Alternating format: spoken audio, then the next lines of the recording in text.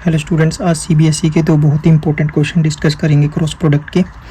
पहला क्वेश्चन है सीबीएसई 2002 का है, find a unit vector perpendicular to both the vectors i minus 2j plus 3k and i plus 2j minus k। तो हमारे पास दो vector दिए हुए हैं बेटा, ए वेक्टर और बी वेक्टर। सबसे पहले हम निकालेंगे ए क्रॉस बी। ए क्रॉस बी निकालने का फॉर्मूला क्या है? ए क्रॉस बी हम फाइंड आउट करते हैं डिटरमिनेंट मेथड से। क्या बताया था मैंने? आई के अलोंग कॉलम को और रो को छोड़ देंगे, जो बच गया उनको मल्टीप्लाई करेंगे। -2 को -1 से करेंगे 2, इसे इससे करेंगे -6। इस प्रकार हम क्या निकाल लेंगे? Determinant a cross b. फिर इसका क्या निकाल लेंगे? मैग्नीट्यूड।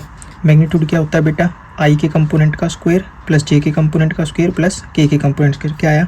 √48। √48 हमें पता है बेटा, ऐसे लिख सकते हैं √16 × 3, और 16 का स्क्वायर रूट होता है 4, तो ये अपना आ गया 4√3।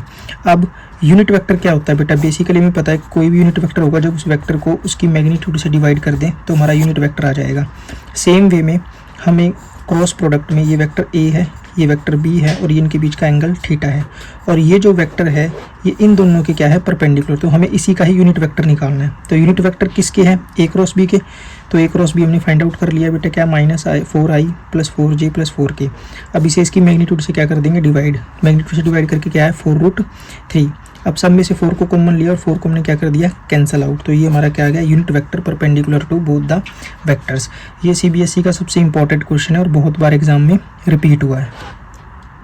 नेक्स्ट क्वेश्चन है बेटा, ये भी बहुत इंपॉर्टेंट क्वेश्चन है, सीबीएसई 2001, 2009 और 2016 का क्वेश्चन है। क्या कहता है क्वेश्चन?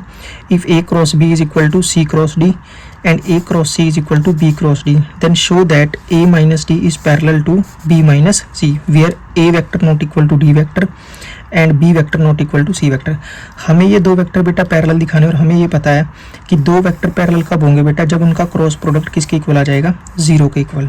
तो हमें बेसिकली क्या प्रूव करना है कि a माइनस डी और b माइनस सी के क्रॉस प्रोडक्ट को 0 वेक्टर के इक्वल लेके आना है। तो हम स्टार्ट करते हैं a minus D cross b minus सी।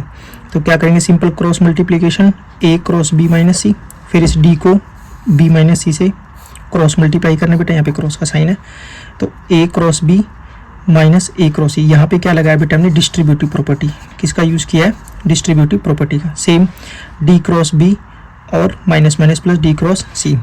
अब हमें पता है बेटा कि जो ए क्रॉस बी है, ए क्रॉस बी जो हमारा क्वेश्चन में किसके इक्वल गिवन है? सी क्रॉस डी के। तो बेसिकली हम जहाँ ए क्रॉस बी है वहाँ हम क्या यूज़ कर सकते हैं? सी क्रॉस डी। क्यों? क्योंकि क्वेश्चन में गिवन है। सेम ए क्रॉस सी हमारा किसके इक्वल गिवन है बेटा? बी क्रॉस डी के। जो डी क्रॉस बी है हमारा वो सेम लिखा हमने, और यहाँ पे डी क्रॉस सी। नेक्स्ट क्या किया बेटा? C cross D minus B cross D. अब हमें पता है बेटा कि जो हमारा क्रॉस प्रोडक्ट होता है वो कम्यूटेटिव नहीं होता। अगर हम उसके ऑर्डर को चेंज करेंगे बेटा, किसको चेंज करेंगे? ऑर्डर को चेंज करेंगे तो माइनस साइन से चेंज होगा। अगर हम बी को पहले और डी को बाद में लिखेंगे तो ये माइनस साइन से चेंज होगा, माइनस माइनस क्या हो गया? Plus. Same here D cross C को अगर इंटरचेंज करेंगे बेटा तो क्या आएगा? C cross D. अब ये सारी टर्म आपस में क्या हो गई? कैंसिल। तो इसी तरह हमारा A minus D cross B minus C किसके इक्वल आ गया? 0 के। और अगर 0 के इक्वल आ गया तो हमारे दो वेक्टर क्या हो जाएंगे बेटा? पैरेलल।